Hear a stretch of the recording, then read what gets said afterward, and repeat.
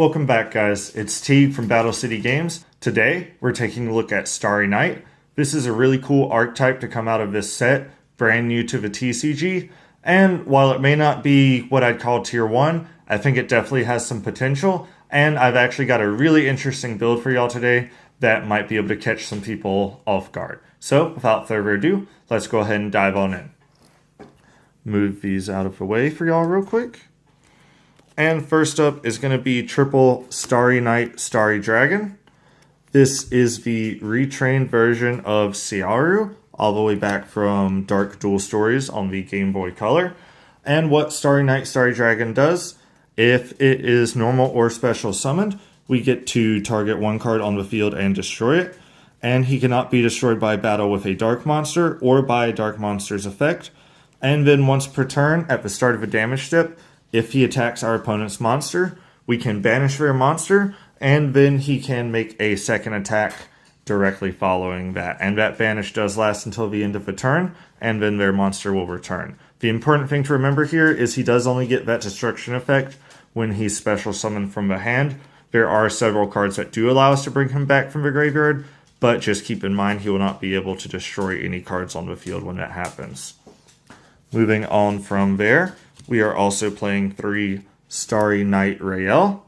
Rael is your best normal summon in the deck, as when she is normal summoned, you get to add 1 Starry Night spell or trap card from your deck to your hand.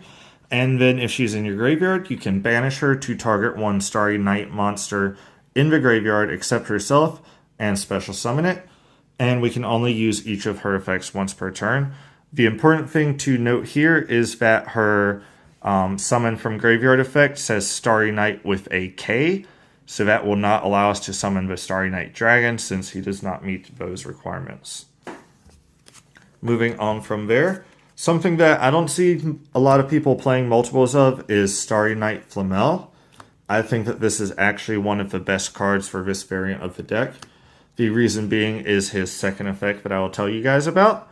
So first up, when our opponent's monster declares an attack, we can send him from our hand or face-up field to the graveyard.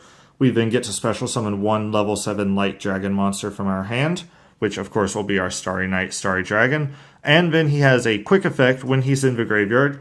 We can banish him to return 1 level 7 light dragon monster from our field or in our graveyard to the hand. This is what I think makes him so good, as if we find ourselves in a little bit of a grindier game, or we only have access to one of our copies of Starry Night, Starry Dragon, we can actually use Flamel to keep cycling that Starry Dragon back to our hand in order to make sure we're able to keep summoning him and disrupting our opponent's plays.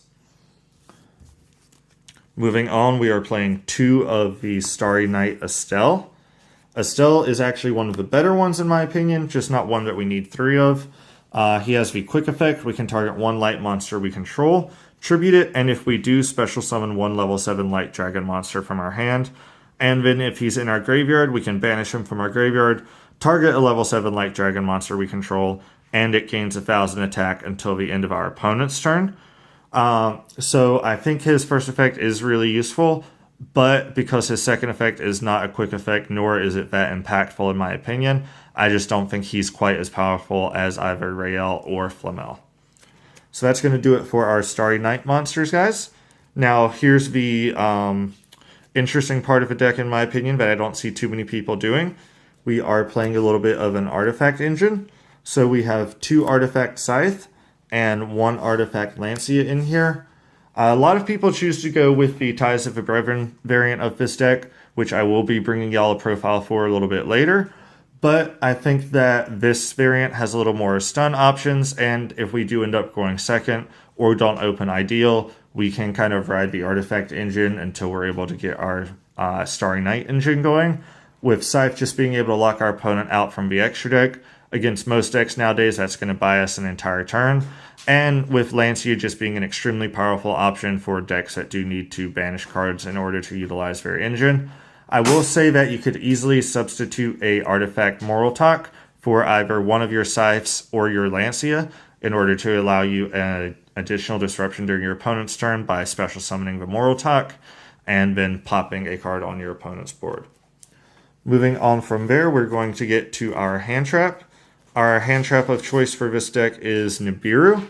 And the reason I have chosen to go with Nibiru over something like Ash Blossom is because this deck is known to struggle a little bit going second, as you don't have too many explosive plays. So if we do find ourselves going second, if we open with Nibiru, we can hopefully clear off our opponent's board so they don't end on any board that we can't handle with our Starry Night engine. So that's going to do it for all of the monsters, guys. We're going to move into the spells now. First up is going to be triple Starry Night Balefire. Balefire is the search card of the deck.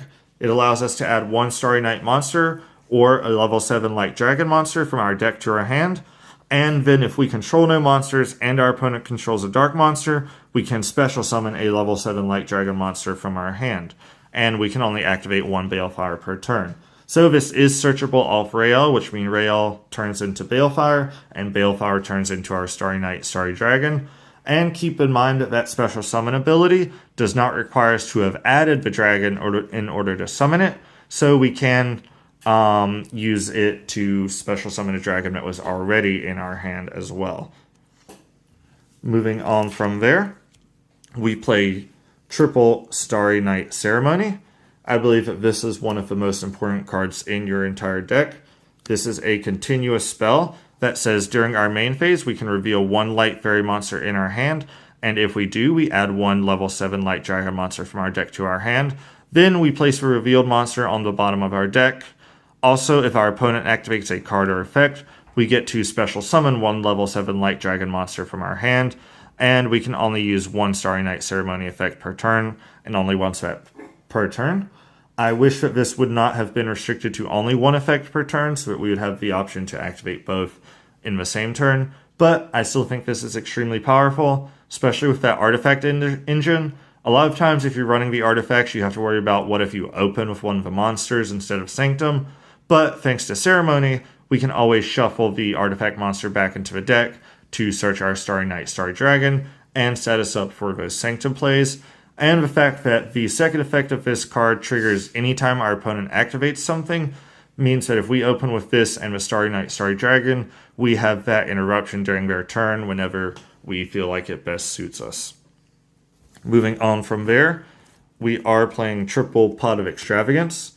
I'm going to go ahead and get this out of the way now for you guys. Our extra deck here is not going to be too important. We are mostly playing utility cards. So it makes sense that we would want to run Extravagance to help us dig a little bit deeper into our deck. This could easily also be Prosperity, but since we're playing a little bit heavier trap count, rather than the, like I said earlier, the Ties of the Brethren build, drawing 2 cards means we potentially get more disruptions by drawing more traps, whereas Prosperity would only get us 1 card. I just feel like getting that extra card for this variant is more important than picking the card specifically. Moving on, we are playing 2 of the Starry Night field spell. That's going to be Starry Night Sky. Not the best field spell, but I do feel like it still has an important place in the deck. During our main phase, we do get to normal summon 1 Starry Night monster or 1 level 7 Light Dragon monster in addition to our normal summoner set. And then during our turn, if a face-up level 7 Light Dragon monster we control returns to the hand, we get to draw 1 card. This does conflict a little bit with Extravagance, but honestly, we won't be triggering that second effect too often, since it requires it to be during our turn. But the additional normal summon we gain means that we do have access to some easy rank 4 plays, as well as if one of our plays gets shut down, such as our Rael, we can always maybe go into an Estelle or the Flamel to set up another reaction on our opponent's turn. And then, like I said, if we do find ourselves bouncing the Starry Night Dragon back to our hand on our turn, we do get that additional draw, so it does help us dig for some of our disruption cards. That's going to do it for the spells. Moving on into the traps, like I said, it's an artifact build, so we are utilizing triple Artifact Sanctum. This is going to allow us to bring out that Scythe or that Lancia during our opponent's turn in order to disrupt them and hopefully buy us another turn. Moving on, we also are playing triple Infinite Impermanence. This is acting as our second hand trap, but we do also get that little bit of added bonus if we set it by potentially negating a spell or trap as well if our opponent happens to play into the Infinite Impermanence column. And then that's going to do it for our 3 ofs. For our 2 of traps, we have 2 Starry Night Arrival. This is a continuous trap that is very important for the deck, as it allows us to, once per turn, either return a level 7 Light Dragon monster we control to our hand, or special summon a level 7 Light Dragon monster from our hand. So the idea here is that during our opponent's turn, we'll use the ability to special summon the dragon and destroy something, and then during our turn, we can return it to our hand, and if we have a field spell up, we'll be able to draw an additional card, or we can even use this a little bit reactively. If we already have the dragon on board during our opponent's turn, we can use this to protect it from destruction and get it back to our hand to be used during our next turn. And then we are also playing 2 Starry Night Blast. This is the counter trap of the deck that is not actually a counter trap.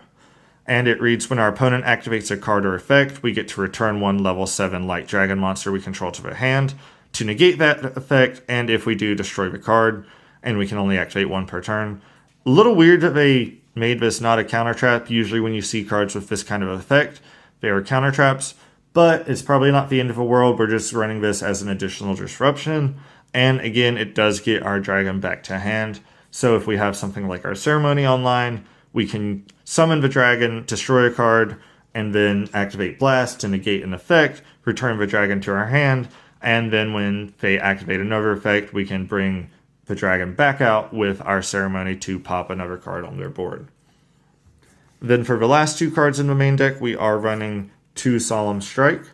If you've seen some of my other deck profiles, you know that I'm a pretty big fan of this card. I think in a slower format like today, it's great for setting up some effect negation. Again, the name of the game with this variant of the deck is all about disruption, and having some disruption that our opponent does not have the ability to respond to is always a good thing.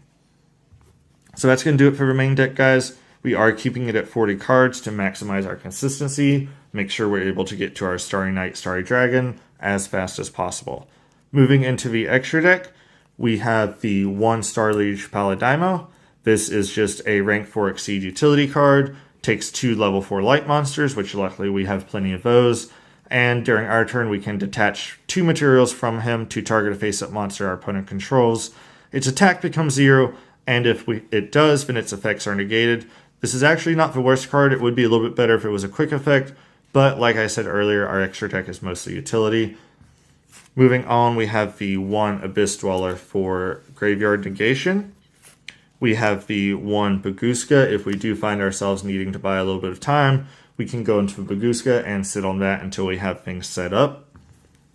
We are also playing the 1 Evil Swarm Exciton Knight. This is just our equalizer. If we fall behind in card advantage and catch our opponent off guard, we can always go into this card to try to get things back to an even kilter.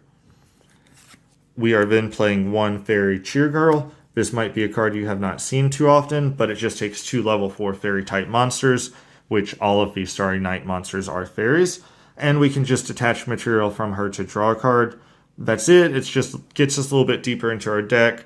Some of our Starry Knights, like Rael, don't necessarily do that much once they're on board and have resolved their effect, so it never hurts to overlay in order to dig a little bit deeper into our deck. Now, since we are playing that artifact engine and have a few level 5s, we are playing the 1 Constellar Pleiades and the 1 Artifact Durandal.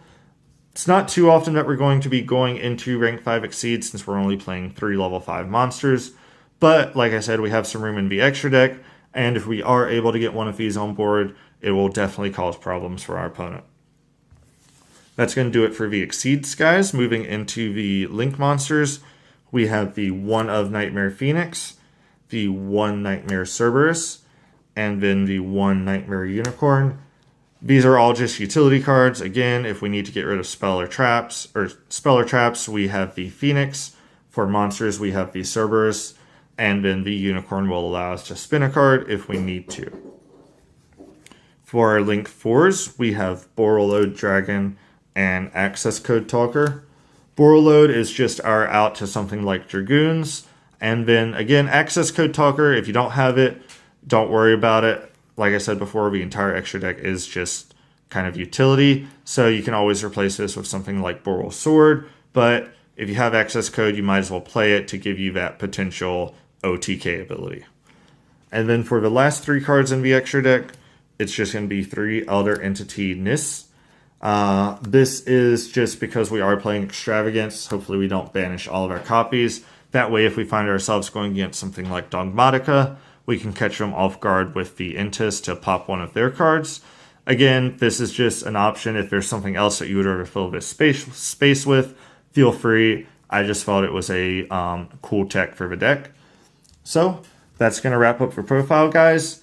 Let me know what you think of Starry Nights down in the comments. They are getting a brand new card in Lightning Overdrive that I think will really boost the deck, but I'd love to know your thoughts on it. And as always, if you enjoyed the video, go ahead and drop that like, and don't forget to subscribe so you don't miss out on any of our future content.